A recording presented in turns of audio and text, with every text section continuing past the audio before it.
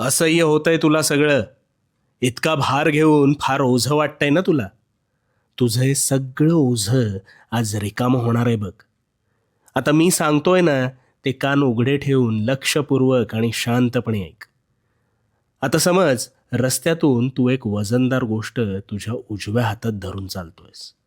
सुरुवातीला चालताना तुला तितकासा भार जाणवत नाहीये, पण जसं जसं तू पुढे सरसावतोस तसा तुझ्या हातावर अधिक ताण येतो. आणि मग अशा वेळेस तू काय करतोस तर ती गोष्ट तात्पुरती का होईना खाली ठेवतोस अथवा दुसऱ्या हातात घेतोस. का? कारण भार झेपेनासा झाल्यावर त्यावर त्याच वेळी तू तत्परतेने मार्ग काढतोस आणि त्या हातावरचा भार टाळतोस. मग यातून काय कळलं? ज्यावेळी भार होतो असं वाटतं त्यावेळी त्याच वेळेस त्यावर तोडगा काढणं हे भाग असतं. आणि हो, भार हा शरीरावर आल्यावर तू झटकून काढतोस, पण मग मनाचं काय? मानसिक स्वास्थ्य तू तितकंसं गांभीर्याने घेत नाहीस आणि इथेच सगळी गफलत आहे. तुझ्या ह्या ताणतणावाची कारणं ना ही अनेक असू शकतात. पण मग ती कारणं धरून बसशील तर त्यात तुझीच फरफट होणार आहे आणि होतीये. मग अशा वेळेस काय करायचं?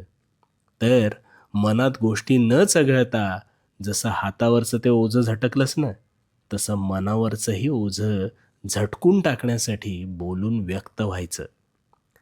आता तू म्हणशील, तर कोणाशी बोलायचं? तर जिथे तुला मनमोकळेपणाने बोलता येतं ना, अशा कोणत्याही व्यक्तीशी बोल. पुरता भार निघून जाईल बघ.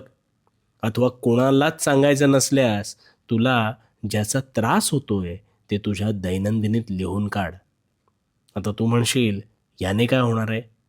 अरे कुठेतरी का होईना व्यक्त झालास म्हणून हा भार जो आहे ना, हा निश्चितच हलका होणार आहे. आणि तुझ्या तणावाचं जे रूपांतर आहे ते मानसिक विकारात न बदलता तू तुझ्याच प्रश्नातून इथे मोकळा होणार आहेस. चल, चल सोडून दे आता तो भार आणि भिवू नकोस. भिवू नकोस, मी तुझ्या पाठीशी आहे. भिवू नकोस, मी तुझ्या पाठीशी आहे.